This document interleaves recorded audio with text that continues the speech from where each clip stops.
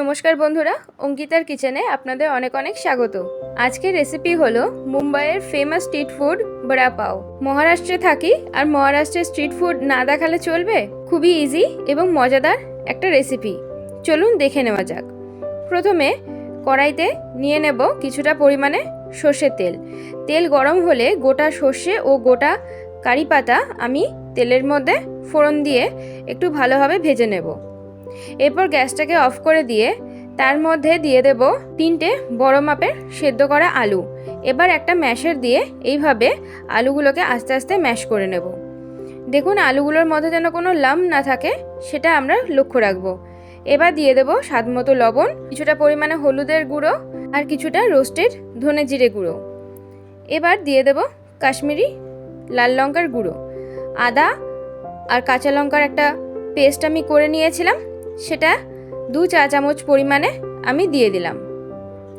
এবার মশলাটাকে ভালোভাবে মিশিয়ে নেব। 10-15 মিনিট ধরে সমস্ত জল শুকিয়ে আসলে আর মশলার একটা ভাজা গন্ধ চলে আসলে মশলাটাকে নামিয়ে আমরা ঠান্ডা করে নেব। এই রেসিপিটা কিন্তু খুবই ইজি আর খুব মজাদার একটা রেসিপি। আমরা বাঙালিরা হলে বলতাম আলুর চপ পাউরুটির মধ্যে দিয়ে খেতে হবে, সেটাই হলো বড়া পাও। তাহলে চলুন, মশলাটা দেখুন হয়ে এসেছে, শুকিয়েও গেছে। এবার ঠান্ডা করে নেব।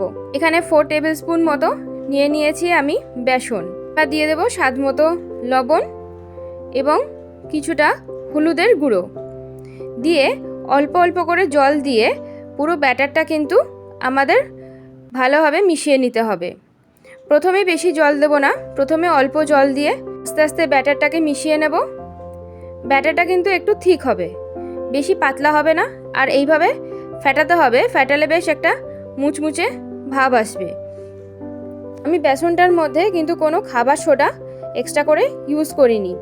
এবার দেখুন এইভাবে একটা বলের শেপ করে হাতের আকারে হাতের আঙুল দিয়ে হালকা হালকা প্রেস করে, চপের মতো অতটা পাতলা করব না, মোটামুটি টিক্কি যেমন হয় সেরকম শেপে আলুর পুরটাকে আমরা বানিয়ে নেব।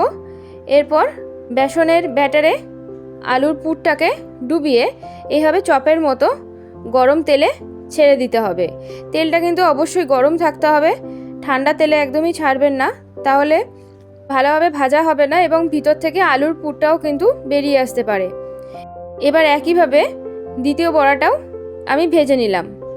চলুন বড়াগুলো ভেজে নেব।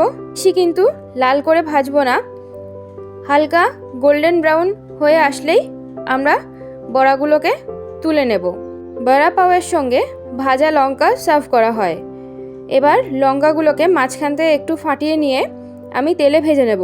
লঙ্কাগুলো ভাজার সময় অবশ্যই কিন্তু একটু ফাটিয়ে নিয়ে ভাজবেন, না হলে কিন্তু লঙ্কা ব্লাস্ট হয়ে তেল ছিটিয়ে আসার সম্ভাবনা থাকে। বেসনের যে এক্সট্রা ব্যাটারটা ছিল সেটা দিয়ে আমরা একটা রসুনের চাটনি বানিয়ে নেব।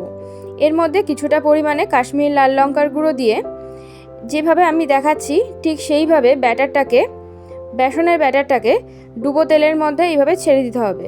কিছুটা ফিশ কবিরাজির মতোই দেখতে হবে। ডুবো তেলে বেশ কিছুটা সময় ধরে লাল লাল করে আমরা ভেজে নেব। এর মধ্যে দিয়ে দেব 3 কোয়া রসুন, খোসা সমেত। খোসা কিন্তু আমরা ছাড়াবো না, রসুনগুলোর খোসা সমেত আপনাকে দিতে হবে। একটু মাঝখান থেকে আমি থেতো করে রসুনগুলোকে এই বেসনের ঝুরি ভাজাগুলোর মধ্যে আমি দিয়ে লাল লাল করে ভেজে নেব। এটা দিয়ে আমি বানাবো বড়া পাওয়ের সঙ্গে সার্ভ করার জন্য রসুনের চাটনি। চলুন দেখে নেওয়া যাক। এবার একটা তাওয়ার উপরে এইভাবে যে বড়া পাওয়ের ব্রেডগুলো আসে সেই ব্রেডগুলো আমি নিয়ে নিয়েছি, আর তাওয়ার উপরে কিছুটা পরিমাণে বাটার দিয়ে দেব। দিয়ে পাউরুটির মাঝখান থেকে এইভাবে একটা ছুরি দিয়ে কেটে নিয়ে ভাগ করে আমি পাউরুটিগুলো এপিট ওপিট ভালো করে বাটারে সেঁকে নেব। এবার কিছুটা পরিমাণে পুদিনা পাতা ধনে পাতার চাটনি দিয়ে মাঝখানে বড়া দিয়ে এইভাবে আমরা সার্ভ করব বড়া পাও। দিয়ে দিলাম কাঁচা লঙ্কা ভাজাগুলো, একটু লবণ মাখিয়ে নিয়েছিলাম। এবার যে ঝুরি ভাজাটা আর রসুন ভাজাটা আমি বানিয়েছিলাম সেটা হাতের সাহায্যে এইভাবে গুঁড়ো করে নেব। ভাজার সময় কিন্তু একটু মচমচে করে ভাজতে হবে। এবার কিছুটা লবণ দিয়ে রসুনের চাটনিটা এর উপর থেকে আমি স্প্রিঙ্কেল করে দেব। এটা কিন্তু খুবই মজাদার একটা খাবার আর খেতেও কিন্তু বেশ ভালো লাগে। আপনারা অবশ্যই বাড়িতে একবার ট্রাই করবেন। আর ভিডিওটা যদি ভালো লাগে অবশ্যই কিন্তু একটা লাইক, শেয়ার এবং কমেন্ট করে দেবেন। টাটা।